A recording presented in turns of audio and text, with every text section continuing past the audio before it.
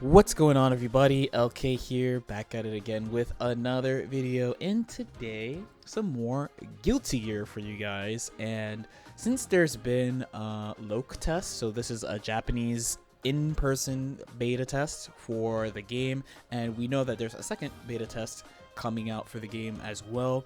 If you missed the first Guilty Gear Strive beta test and you're wondering whether or not you want to get into Guilty Gear, or you're wondering how could you get ready for Guilty Gear Strive, because I get this question quite a bit in my streams, then this video is for you. So I have 5 things you can do to get ready for Guilty Gear Strive. So first off, the first thing I would say actually would be to learn numpad notation. So if you don't know what it is already, it will help you understand how the community talks about the game in basically all languages, because everyone uses this around the world to share inputs. It'll also help you a lot, not only understand my videos on the game and other games actually, because I use numpad notation for everything, but it'll help you understand many other content creators for Guilty Gear as well. Now, if you're somebody who watches my Dragon Ball videos, you normally hear me use numpad notation and some type of like generic like standing heavy or crouching medium or forward plus overhead. I'll say quarter circle sometimes, but for the most part, nobody talks like that for inputs in Guilty Gear. So learning it now will help you a lot. It will only really take you like a couple of minutes. Honestly, if you look down at your keyboard, and if you don't have one, I have a helpful image here for you. You can see that the 5, we use 5, the 5 is neutral. So assuming your character is on the left side, then the 6 will mean forward, the 4 will mean back, the 8 will mean up, the 2 will mean down, and everything in the between. So the quarter circle forward would be 2, 3, 6, quarter circle back 2, 1, 4. It's not that bad. It takes a little while to get used to, but after honestly a day or two, you'll get it. Don't be like this guy and be like, I can't do it for sure, and I'm not going to do it. It will make your life a lot easier if you just do it. So just do it. So number 2 would be, if you haven't already, to try out Guilty Gear Xrd or Guilty Gear ACR. So these games are pretty cheap these days. I think ACR is usually under $5 and Xrd is usually $15 or less. So give them a shot. If you're trying to play people, then probably ACR would be the move, because ACR has rollback, which Strive has as well. A lot of people really like playing the game online because it feels pretty good. And even though you might have heard some negative reviews of Strive from Guilty Gear boomers, I don't qualify as a Guilty Gear boomer. I've only played Xrd super competitively, but Strive definitely feels like a GG game, and it will feel similar to those games. So if you have a little bit of EXP, you could try playing the games and see how they feel, and if you like how they feel, then you'll be able to transfer to Strive very simply, because Strive is kind of a reset point, so everything is simpler, everything's kind of revamped, so you will be much closer to people who have a lot of experience in GG, as opposed to, like, say, playing me in Xrd or playing someone who has a ton of experience in ACR. So number 3 would be to play a character you like. So this is a really serious thing. You hear this in every fighting game, but for Guilty Gear, it's a little bit different. So for example, if you're somebody who watches Dragon Ball on my channel, it's very popular for people to talk about characters and teams and dropping this character for this slept on character, and this character is broken and that character is broken. So people switch teams a lot. I'm actually guilty of this myself, and in season 1 I basically had a reputation for constantly switching teams all the time, because I was never satisfied or unsure of how strong my characters were as a team. But in Guilty Gear, it's a 1 vs 1 game, and generally, despite the game kind of being a reset point, I like to look at the characters as projects that you work on over time. So the characters are pretty deep. There's a lot of stuff to learn, not just about the character, but how the character interacts with other characters. So if you're new to the game, definitely look at the characters you like. Like, let's say you like 4 or 5 characters. Maybe that's a little bit too much. Let's say you like, Giovanna, Ram, Ino, Milia. Let's say you're just horny, like the waifu characters, right?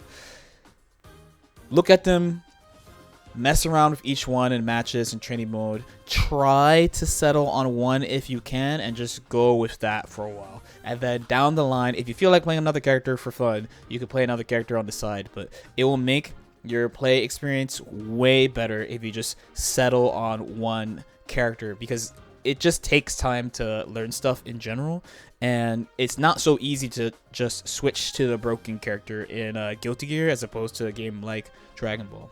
So number 4, this is one for the Dragon Ball players who watch my channel especially, is what do you do when you're blocking and you don't know what to do? So there's been a recurring theme in Dragon Ball. I've made videos like this quite a bit about defense in Dragon Ball and how it's good, why it feels bad when you're on the receiving end of offense, even though defense is good, all sorts of stuff about defense. So similarly, Guilty Gear has really strong offense, Guilty Gear has really strong defense. But the main difference between Guilty Gear and Dragon Ball is that you have a passive out. So you have a way while you're blocking to do something to your opponent that they have to compensate for. And if they don't, you kind of get away from them. So you have this mechanic called faultless defense, where you hold 2 buttons and you can push the opponent away for meter.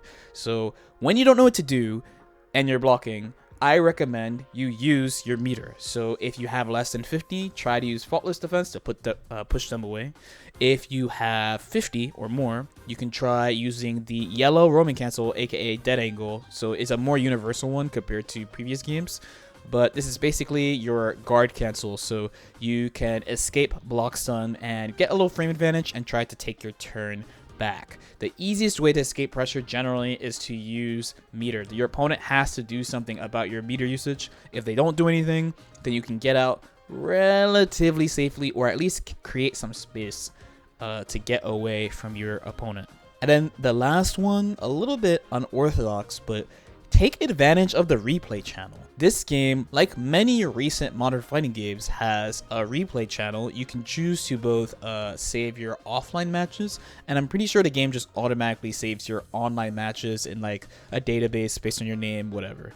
Earlier fighting games, you did not have this option. Basically, you had to just record your matches somehow with like a DVR. So I remember back in Melee days, way back, I got a DVD-R recorder as a present, and I was super hyped because I could record my own matches and watch them for the first time. I'm actually pretty bad personally at remembering what happens in my matches. Usually I remember like how I felt, like, oh, I felt like I was getting overwhelmed by this, or I didn't know what to do about that, and I'll go back and watch the match, and the actual match doesn't go the way I remember feeling like it went. So the fact that you have that is a really powerful tool. I've done a little coaching on Metafy, and I've actually had to turn down a couple of people who've only wanted to play me and not wanted to watch their matches. But I actually feel like watching your matches is an even more powerful tool, because you get to really step by step look at what goes on, and as you get better, you can go back and watch these same matches and learn more about yourself, the people you play, perhaps learn new strategies, things like that. I cannot stress how huge a tool this is and how little people use it despite that. And now it's in every single game, and it will really help you. Not just for Guilty Gear Strive, but for any fighting game. Okay, so hopefully that helped. So this video is specifically targeted to people who didn't try the first beta. So I know I gave some advice for people trying out Guilty Gear Strive for the first beta, and that's before we really knew anything about the game. So now this is for people, again, who have not tried the first beta and they're looking forward to the second beta and maybe the game itself. Definitely expect some more Guilty Gear Strive content on this channel. I'm planning on training really hard for that game. There's not a lot of time before Evo, actually. I think you only have a couple of months between the game's release and Evo, so definitely expect some content from me for Strive. As usual, if you guys have any questions or comments, feel free to leave them in the comment section below. Like and subscribe if you feel like it, and I'll see you guys next time. Peace out.